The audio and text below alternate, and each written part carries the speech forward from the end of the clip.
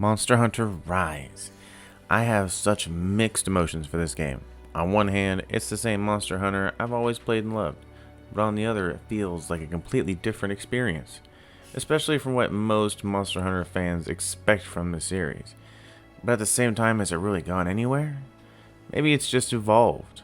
With Monster Hunter Rise's new Sunbreak expansion, we can answer those burning questions.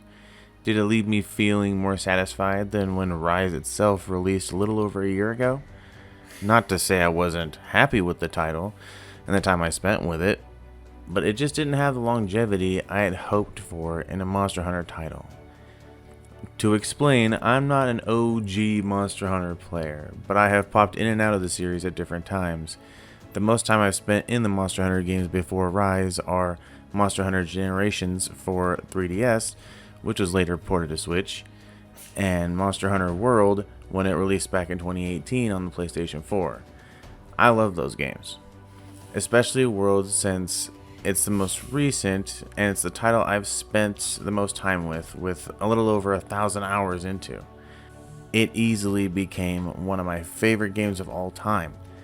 But at the same time, Rise shows a willingness to expand the universe and what a Monster Hunter game could be, with beautiful cutscenes that place a more heavy emphasis on telling an interesting story, along with giving characters names now, and a wealth of new movement and combat abilities that change the flow of Monster Hunter combat almost entirely. Here I give my thoughts on Sunbreak experience between its gameplay and story elements, as well as my thoughts on Sunbreak as a whole. So let's go ahead and dive in. The first thing that you will notice when starting up Rise, assuming you've beat the core game, is that Rondine, the trader and NPC used for the Argosy, has an urgent message for you. She tells you that she has received a letter from her sister calling for aid on the behalf of the Knights of the Royal Order to combat a new threat that has been sweeping over their kingdom. From there you are sent to a new island and introduced to a new hub area that reminds me of Monster Hunter World, albeit a more medieval setting.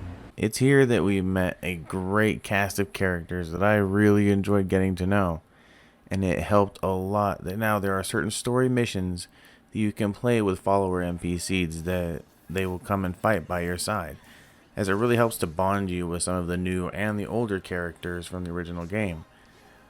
In this story, we forget all about the rampage to instead tell a more grounded tale about biological ecosystems being disrupted by a new mysterious monster. I'm not going into any story details or any spoilers here though, as some, like myself, take their time going through these games and others haven't picked it up yet, even though they totally should.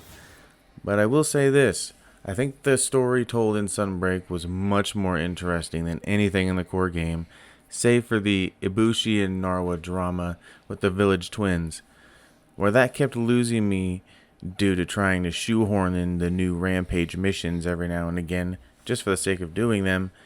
This new expansion takes its time and does it the old-fashioned way, by cutting through monsters one after another. And the journey to the last boss for this story is an enjoyable one, thanks to a much better mission and story structure that reminds us of the original titles. Almost every mission has some kind of deep lore attached and is grounded in this world's science. Something strong scooped out the soil here. And there's marks of something being dragged. New threats are unveiled as story beats take turns as more and more monsters fall by your hand until you reach the final boss. Though only a few are super memorable and really took center stage. But when they did, they all felt like events rather than just another hunt, especially with all the new and flashy combat moves.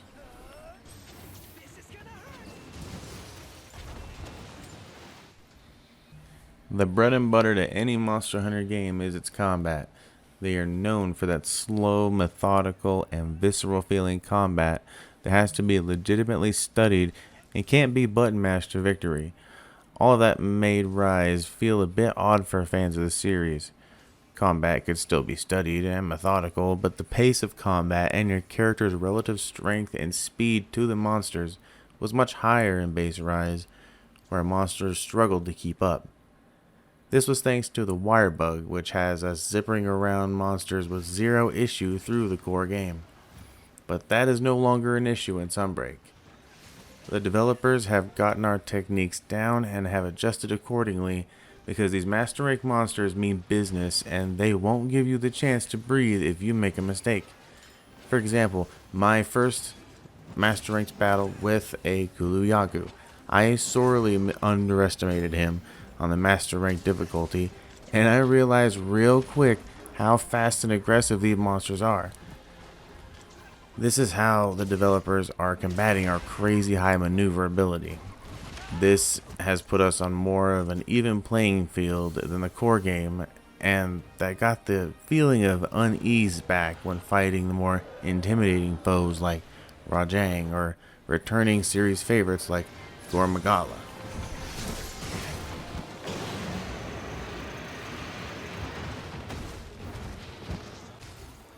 The biggest difference that Sunbreak has from base Rise is the implementation of the switch skill swap. In base Rise, we were introduced to switch skills that could, like their name implies, be switched out for other skills between hunts for different fighting styles with different weapons. But you had to think ahead, and if you were unprepared in a hunt, that was it. You were stuck with the skills that you picked. But now with the introduction of switch skill swap, you can carry different loadouts of move sets into hunts with you and change styles. Now by pressing L with Y and B, you can change your loadout on the fly. This lets you string together abilities that was impossible to pull off before. With the longsword in particular, you can use the Silkbind Sakura Slash to power up your blade multiple times, then use the switch skill swap to switch to Soaring Kick, and use the Helmbreaker for even more damage, all in one smooth motion. And there is no cooldown for this switch, so it always is viable, and can even be used as a dodge to get more length from your dodge roll. This logic applies to all other weapons in the game, and there are a plethora of new switch skills to tear through monster with for each weapon. The new system offers a great amount of freedom and customization for how you want to fight. And speaking of customization, there are new Master Rank armor sets that are on another level from previous games, offering up way more perks on each piece and ultimately letting you stack levels of those perks more easily than in previous games. Some sets have entire skills maxed out just with the matching set. But like always, mixing and matching sets of armor together in a build of your own is still one of the best parts of Monster Hunter and remains so here. And we also can't forget about the Palico and Palamute, whose armor sets range from the practical to fantastical, and I find myself changing them quite often. And speaking of Palico, they and your Palamutes have more toys than ever to play with. From new healing abilities to the new Kittenator, a mini Dragonator for your cat. You can even put any Palico or Palamute out to a recon point on any map for a quicker way into the combat also. Although personally I stray off the beaten path regularly for some of the new endemic life that help you in your hunts. Like the new and my favorite, the Marionette Spider, that lets you scorpion spear a monster into any wall behind you for massive damage. Here in Sunbreak, I overall found combat to be much more enjoyable with these new switch skills and the ability to swap them so on the fly. With all these combinations of switch skill moves and crazy Palico finishers, I am sure we will see some crazy combos, as I've already seen quite a few that blow the lid off my loadout easily.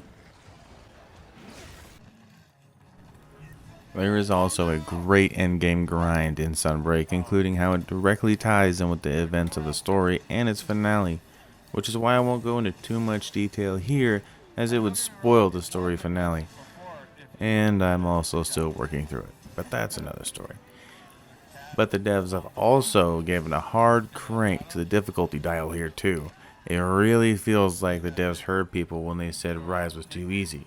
And not for all of you, mind you, but Monster Hunter lives and dies by its core fan base and keeping them coming back, and they need that struggle. So they brought the big guns, and I promise even a lowly Kuluyaku will be smashing in your face in no time, but it will feel so gratifying when you finally take it down. I have absolutely loved my time with the Sunbreak expansion. It had me completely addicted to the grind once again and still does. And while not as robust as something like World, there was plenty to experience and plenty to love. I may not spend another 1,000 hours in this one. By the time I do spend in it, will be full of great experiences, charming characters, and some truly epic fights. I would recommend getting Rise exclusively for this DLC. The base Rise game can practically serve as the tutorial for Sunbreak, and it will be well worth the journey. And with 70 hours logged into Sunbreak already, I plan to continue my journey well into the future, and I hope to see you guys in the hunt.